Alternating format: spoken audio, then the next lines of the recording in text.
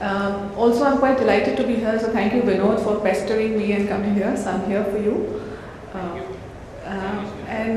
The other thing that I'm glad, and since I've been hearing sessions since morning, was a lot of numbers on the print media that were quoted during the morning. And I can show you a printed copy of the report that we produce annually for the last 8 years about the entertainment and media industry, of which print media is one segment of, amongst other 14 other segments. So a big thank you to the other panelists in the morning for quoting our numbers so voraciously and standing by that. So I have about 30 minutes, but again, I'll take you through some of the key trends in the market that we see in India. And again, a very different experience for me to stand and talk about print in India. I'm glad because all of you are fellow print companies. It's a horrifying experience for me to talk about print in any part of the globe other than India. In fact, I was in Germany 2 weeks back talking to some print companies and talking to them about the potential of print growth in India, and they were like, "Are you really serious?" So thankfully, hopefully, I should not get a lot of those kind of questions here in India, so I'm pretty glad about that.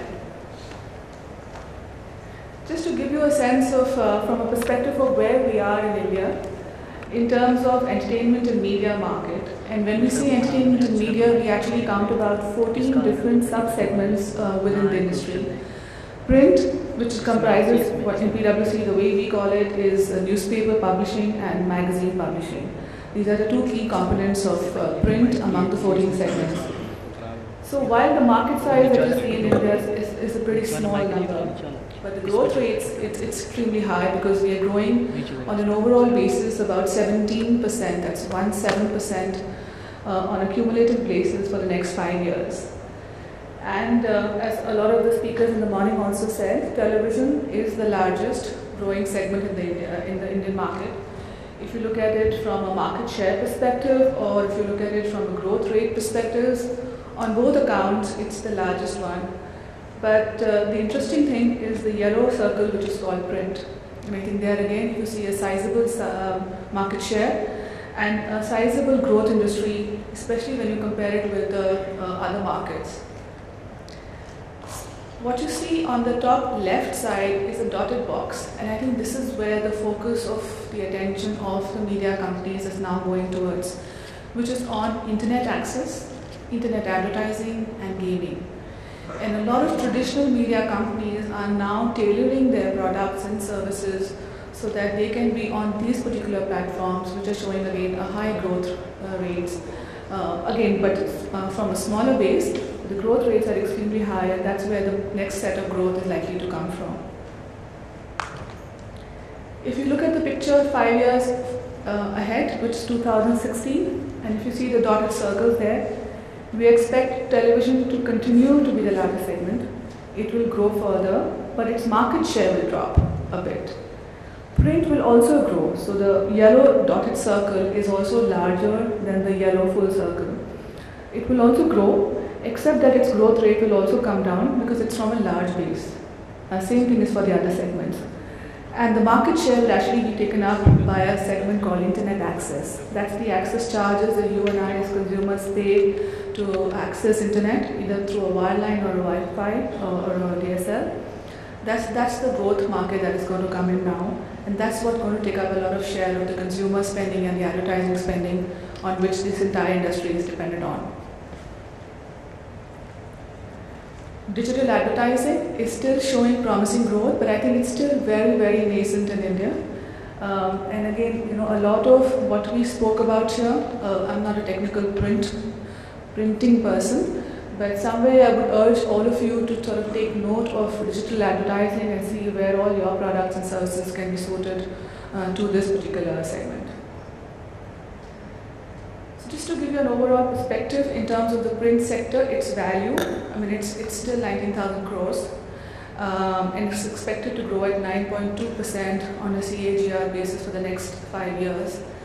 And again, we expect the traditional print media to continue to show growth and coexist with digital media. Unlike in the West, where you see digital media actually taking over the print industry, we do not expect to see that in the next 5 years. We expect it to coexist. and both segments to be growing. In the space of Hindi newspapers, again we are seeing steady growth of readership on an overall basis. You may see some readership numbers of certain publications dropping, especially in case of vernacular dailies as well. But I think a lot of that has got to do with, as we heard in the morning, Mr. Balaji saying, a lot of that has to go with the tools which are used to measure these readership surveys. I mean, the sample sizes, the geographical spread, etc. So one of the reasons for attributes of declining readership in vernacular is possibly attributed to that. We fully don't endorse that, but that's a fact and reality that advertisers look at, and that's why it's here up. Magazines is another key component. I mean, it's just 15 to 20% of the print market, but again, a growing segment, especially from a consumer spending, because they're spending about 100 rupees on the magazines, especially the niche publications. And again, we see a lot of growth coming in from that. That's why I said 9.2%. In terms of advertising, again, it's sluggish. When I say sluggish, I mean from a comparison from 2009 to 2010, where print was growing at least about 12 to 13%. From that perspective, yes, it's sluggish because it's growing at 9%. But when you compare to the US and UK markets where it's declining, I mean, sluggish is not the right word there. Regional print media, again, is a huge potential for growth for advertisers. And if you see, most of the advertising funds and monies today are focused on those particular segments. And again, you know, those segments are also partly contributed by advertising, but also partly contributed by subscription revenue. So 4 rupees a newspaper, you can only find it in the regional dailies. You don't find that in the English and national dailies. Again, advertising is moving a bit to digital, but again, newspapers continue to form the large part, and that's what we believe for the next 5 years as well. Magazines, again, as I said, niche magazines is still enjoying a high growth, and a lot of English foreign magazines are now coming into India and setting up because foreign investment regulations have also been relaxed for magazine segments. So as long as they are not news magazines, 100% foreign investment is allowed, unlike the newspaper industry where the foreign investment is restricted only to 26% with prior government approvals. This is the chart that hopefully should make all of you happy in the room. We still see a 12% growth in the advertising, and if you look at the markets of the US and UK, they're all on the negative side. If you compare it with the BRIC markets, that's usually where India is compared to in the global context.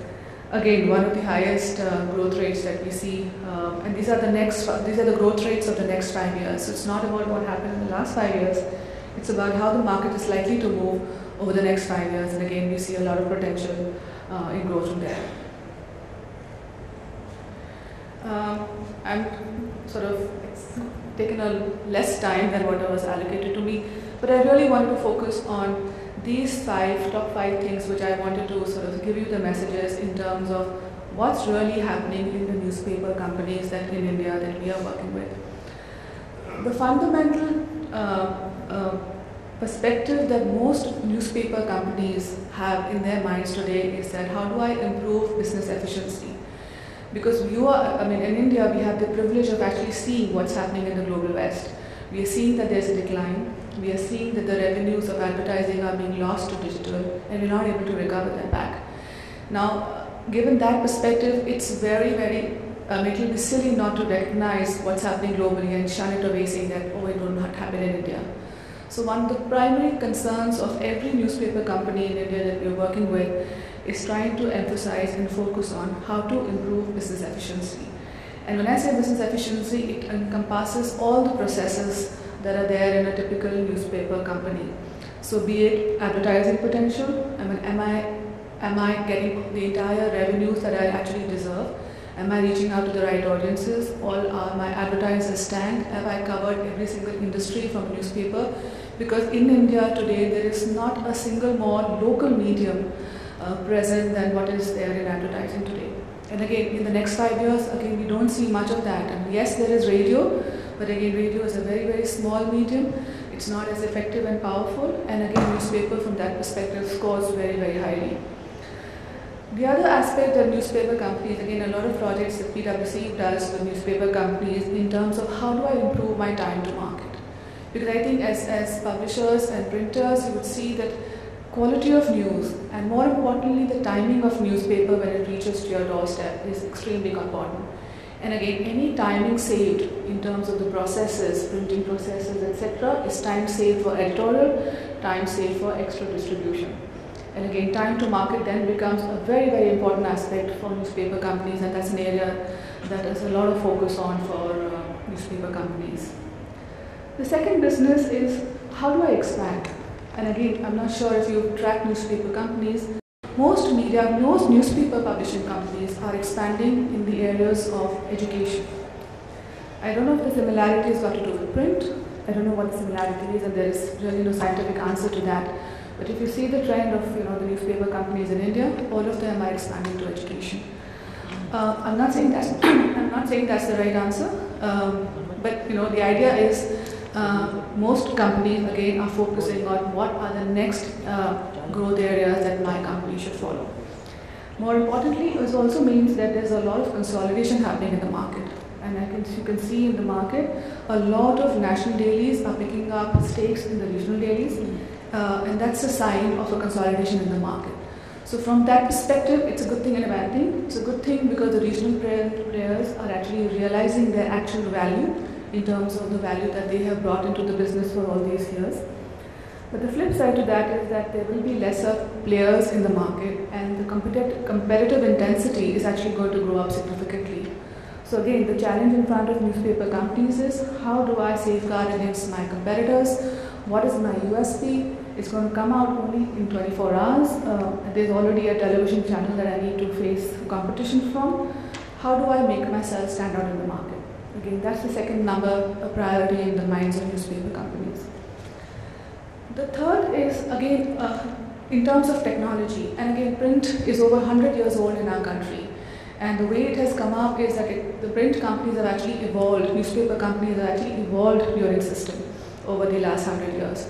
Technology for all these years has not played a very significant role in their operations. And now newspaper companies are realizing the importance of technology and are investing monies in terms of innovation, in terms of improvement of printing processes, MIS, and so many other things. Technology has also not been used by newspaper companies in processes, in controls. It's, most of the regional player companies that you see are actually having manual entries of advertising, manual entries of taking orders for distribution on a daily basis, and a lot of IT is still missing in the newspaper companies. And again, here again is a big focus area for newspaper companies to see how can technology actually help in my business. The fourth and the most obvious thing, as I said before, is in terms of new media. And again, new media is a buzzword in India.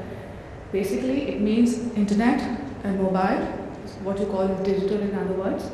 What is the potential of my business to encompass new media? Again, a lot of companies that you see have launched their applications on tablets. They already had e-papers, but that's really not online. And the idea is to say that how do I get a real-time quality news on the online platform? That's another initiative. Mobile news is another area that they're working on. But what I must say is that these are all initiatives, they are new ideas, they are investment categories. They're still not revenue earning. And even if they are, they're not more than 10% of the total revenues of a newspaper company. 70–80% still comes from advertising, and the balance 15–20 is coming from subscription.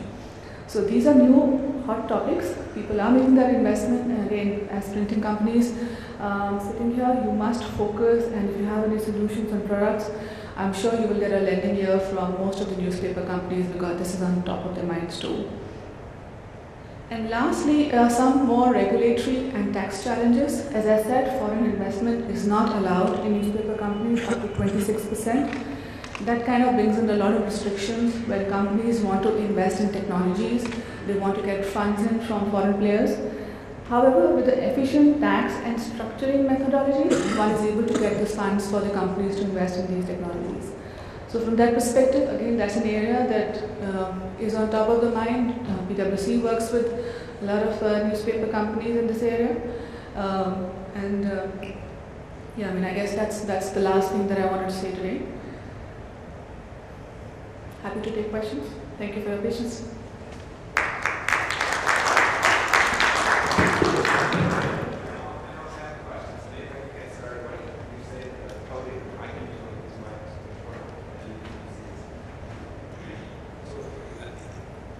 Is this going to go live? Can you make the slide? It is live. Okay, great. So, I mean, my first thought is there's a great amount of detail that you've presented there that I find really fascinating. But one thing you mentioned about newspapers going into education. Can you describe a little bit? Are they printing textbooks or are they doing educational programs? What are they doing in education? If you look at most of the newspaper companies in India, and I think some of them are actually following some of their global counterparts, to say that when they are expanding into education, the primary thing is in terms of the K-12 education and the higher education. These are two categories of education they are going in. It ranges from just printing textbooks is just one of them. The other include developing curriculum, tying up with international institutes for bringing the best curriculum into town. A lot of it is about technology, so e-books, online education, distance learning. These are some of the areas that they are expanding into. It also, because this is education as such is one of the growth areas in the country, because there's a lot of investment coming in from the government in terms of the 5-year plans that India is sort of allocating funds to, and also a lot of private investment is coming in, because again, foreign investment is one of the things that has been allowed and makes it attractive. Now, they may have been quoting your statistic earlier today, but I heard in the discussion around literacy within India that the growth of the media sector was tracking pretty close to the growth of overall literacy rates. Does that sound like one of your statistics, or does that make sense to you? In terms of when the base was smaller, literacy base was smaller, it was true. But I think the literacy base itself has grown large, and then the rates, etc., which are there in the literacy rate is not hence matching with the industry growth rate. But I think for a newspaper company, the important thing is to remember the readership to circulation ratios. And the higher the gap, the more opportunity it means for the newspaper companies to print more copies and circulate in the market. Mm-hmm. When we've had higher readership ratios, so it's a propensity of how much literacy is going up in terms of the readership of the paper. But importantly for a business, the money comes in when you circulate and print the companies and people pay for that. So the economic buying capacity, the fact that today, homes are buying a newspaper for themselves and not sharing at the tea stalls. Or in the urban markets, they're buying at least a Hindi newspaper and an English newspaper. In metros, at least one business newspaper. That's the sign of growth, because then in each whole household, you're getting at least 2 papers on an average. And again, the readership to circulation ratio, while the readership ratios can continue to grow because of literacy, the readership to circulation ratios should go down. And so more prints makes more money and obviously impacts the readership in any case. Mm-hmm, mm-hmm. Now you mentioned this specifically for newspaper printers. What about a commercial printer in terms of expanding their business when they see the impact of internet advertising growth, just internet, mobile communications in general? I would think it would be less easy for a commercial printer to expand in that sort of fashion, but there are other areas where they could build out their services. What are your thoughts on that? Right. I mean, I think from a newspaper company, again, publishing of a newspaper which includes printing and editorial. If printing goes down, they still have editorial, and they have the ability to tap other mediums like internet and mobile to aggregate news and transmit them on different distribution. It's tougher for commercial printers, I agree with you. In terms of what are the opportunities for expansion, it's difficult to say. We'll have to do a deeper study, but I guess anything which involves, which are the obvious packaging, etc., would be the possible solutions for that. Another thing that I must mention is, and I think this was said by some of the speakers, is people are conscious about the environment. CSR is coming as a big role. And again, if you are able to bring in efficiencies, even for the newspaper companies as such, that could be an area for growth for such commercial companies. Definitely. I'd be happy to pass the microphone around if there are questions from the audience. I do have another question, but does anyone have a question you'd like to ask? It's a great opportunity. You don't often have PricewaterhouseCoopers here where you can have them at your beck and call. Did I see a question there?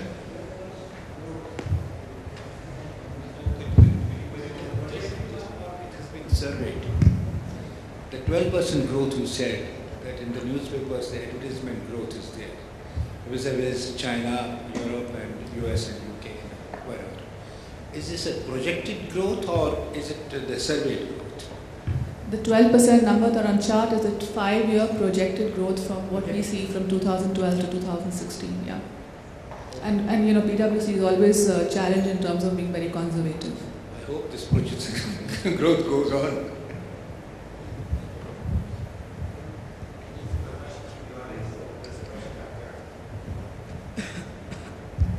Hi Smita, this is Supreet from Print Week. My question is basically, you said that new media, that is mobile devices and tablets, have still not been given a proper model, revenue model for the newspapers to tap. My question is the basic fault at understanding the medium? Because we have been seeing e-books, the same mistake we did with the early editions of e-books, that were the replicas or the PDF rip-offs. We are seeing newspapers doing the same things now.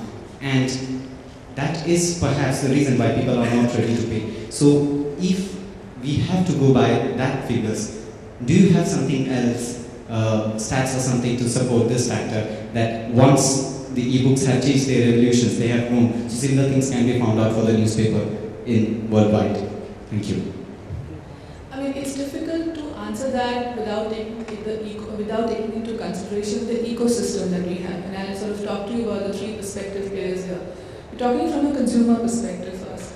If that is one of the key stakeholders, for consumer to start acknowledging e-books, there are 2 aspects to that. That the content should be very relevant on an e-book, it should be, and the fact that it's an e-book and it's not a printed company should offer him the convenience and the reliability of information.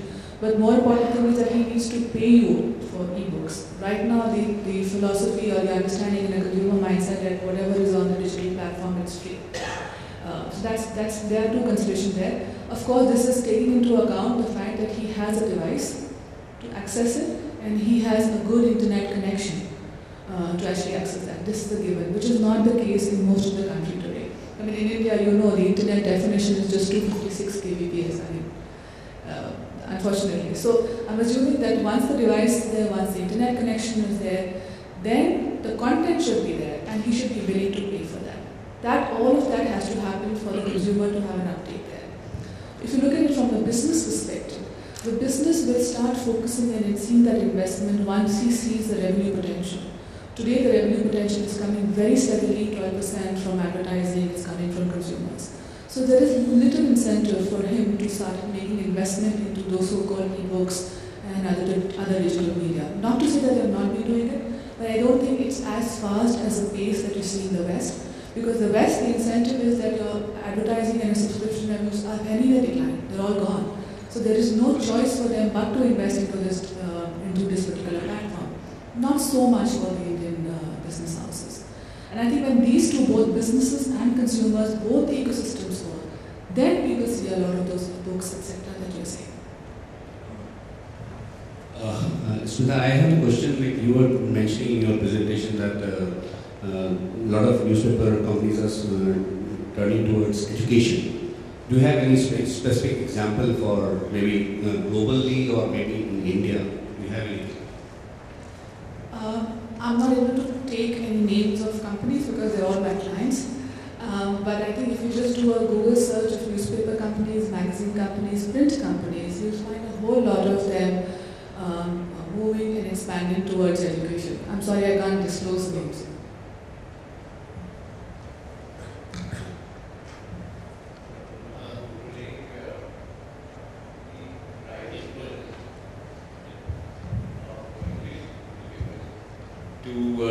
Indian language newspapers. Circulation is going up of the language newspapers, but the revenue continues to be loose at a very slow pace than the English one. Do you have any survey on this? It's actually the vernacular and the regional dailies which are actually offering more of circulation subscription revenues than the English dailies. One of the reasons is that, you know, as the businesses get more involved, they become more competitive. You need to sort of show value to the consumer, and one of the ways businesses typically show values to consumers is by dropping the price. So, and which is a trend that you see even in regional dailies. Most of the regional dailies started out with 5 rupee weekend edition. Till the time there was no national player in that particular region, these prices were maintained. And if you see the areas of, say, east of India, which is Bihar, Jharkhand, newspapers were selling at 4 rupees, 5 rupees. As soon as the national dailies have entered that market, the prices have dropped down to 2 rupees. The same thing you see in the south of India. And that's one of the phenomena, because whenever a new entrant comes into the particular market and wants to capture the market, the easiest way is to drop the price. Because for a household, the household is still spending 4 rupees or 5 rupees on a daily basis. And in that case, if the price of the incumbent, the new player who goes in, drops, the incumbent also necessarily needs to drop. It's very, very difficult to stand by that pressure. And in that case, what happens is that that same household then starts buying 2 newspapers at the same outflow. Now, instead of growing the market to say that you were already paying 4 rupees, please pay 2 rupees additional for the new newspaper, that is not happening. Instead, the prices of both the new player as well as the incumbent player gets dropped. The consumer spending stays at the same at 4 rupees, 5 rupees. He's got 2 more papers. There is even more stiffer competition. There are compromises on quality of the newsprint, compromises on the number of pages, on the quality of the output, and I think that is what is unfortunately deteriorating the quality of the newspapers today. The second question is, younger people are increasingly not reading newspapers. And also, what do you think is the relationship between the rise in literacy and the profitability of newspapers? First of all, thank you for calling me young. But I think it's very difficult to generalize because we have 2 clear audience segments that we have. We have the younger generation who has the mindset of newspapers and information coming free from a digital device. But I think also at the same time, there are a set of consumers who are willing to pay if they find the value in the content at their convenience. It's not about carrying that newspaper or magazine tugging along with you. It needs to be in a digital format which is available as and when we want it. It's the same thing for other content. I want it anytime, anywhere, on any device. So that's one set of consumers. The other set of consumers is still a traditional market, which is buying the language newspapers. They are the ones who continuously and continue to want to buy hard copies of newspapers coming to their doorstep every morning, at least for 22 pages, all color preferably, with huge supplements on the weekend. So these 2 set of audiences actually coexist, which is a good thing for our market because it's a very, very large and diversified market. You don't see that in the other parts of the globe. So you are optimistic about the newspapers? Absolutely, and it's lovely because here in India I can sit there and say that confidently. I have a lot of questions when I go internationally and talk the same topic, because in the West, the print is almost dying because of 3-4 reasons. One, the digital technology has actually taken up, the uptake of digital technology is far higher than what you see in India. So the fact that you have internet access and devices to actually get the content is significantly higher there. The advertising has dropped there already. We don't have that in the case in India. So it's keeping businesses viable and sustainable at least for the next 5 years. And again, we don't know after 5 years, but definitely 5 years we're still very, very optimistic on print. Thank you very much.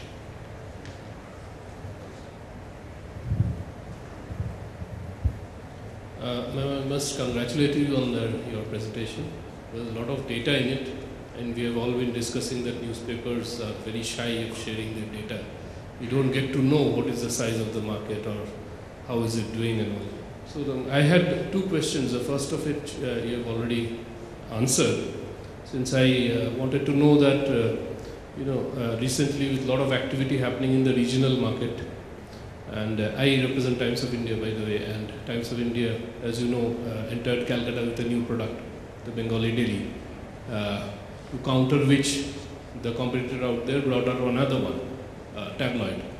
And as of now, we see high growth in both the products. So I wanted to ask, are we missing the game somewhere? Obviously there is a leadership, there is a demand for the newspaper. Otherwise, 2 new products which didn't exist till yesterday suddenly cumulatively have gone up to more than 400,000 taken together. That was my first question. And the second was, you mentioned in your presentation about some of the magazines like Hello and Business Today and all, bringing out their e-versions. Are these models making money? So I'll answer your first question in terms of when you see new products in the market and you see a high growth. Again, we need to clearly define what we mean by high growth. If the growth is in terms of number of copies being printed and circulated in the market, yes, for sure.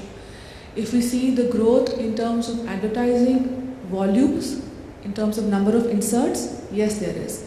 But is the rate really coming in? And is it impacting my bottom line? Very difficult to say at this stage, because typically newspaper gestation markets are at least 4 to 5 years, if not more. So initially when you see product launches, you see a lot of advertising, a lot of campaigning, advertising putting in volume. So you don't see a newspaper which is empty of advertising. You still see a lot of ads in that. But how much have people paid to get onto that ad? That's the real question. And what does it mean for the bottom line in terms of the fact that that new player who's entering that market would have spent a substantial amount of time in marketing and ad campaigns. So once you see those particular two items, that's when you will actually see how the market is growing. It also depends on the market. As I said before, if it's a market which is just with 2 or 3 players, and the readership to circulation ratios are high in the ranges of 7:1 or 8:1, which means that 8 people are reading the same one newspaper. In those markets, for a third or a fourth player to come in to bring down the readership to circulation ratios to about 2 to 3:1 is a reasonable number. And in that particular cases, there is a market potential for absorbing those 3 or 4 new players also. But beyond that, it will not be sustainable, and some will then naturally die out or sell to another person. In the newspaper case, it's very difficult to do consolidation because your newspapers are formed on ideologies, on editorial content, and for 2 companies to come together, it becomes very, very difficult. So not all the time it's possible. So as long as and in our experience, as long as your readership to circulation ratios are between 3:1, 2:1, or maximum 4:1, it's a sustainable model. Anything more than that means an opportunity for the market. Anything less than that, it's an unsustainable market. In terms of the second question on magazines, I think again the business models for these magazines are largely advertising dependent. So the foreign brands that you see in India, it's more of an extension of their global marketing and branding strategies. So for example, the names that you mentioned on foreign magazines, it means that those particular magazines would have tied up with global brands for them to advertise. And having an India edition means that they are able to tell their advertiser that we can also print your ad in the Indian magazine for the Indian audiences. And a lot of that revenues then comes as an allocation of your global spends to the Indian magazine as such. So those particular magazines are not entirely dependent on subscription revenues. But not to say the fact that they are not making money, because as against general interest magazines, which are for 10 rupees or 15 rupees, these magazines are all priced at 100 rupees or 150 rupees. Even their tablet versions are still not free. So, those magazines still don't want to give out because they owe their loyalties to the advertising, which is about 80 to 90% of their revenues.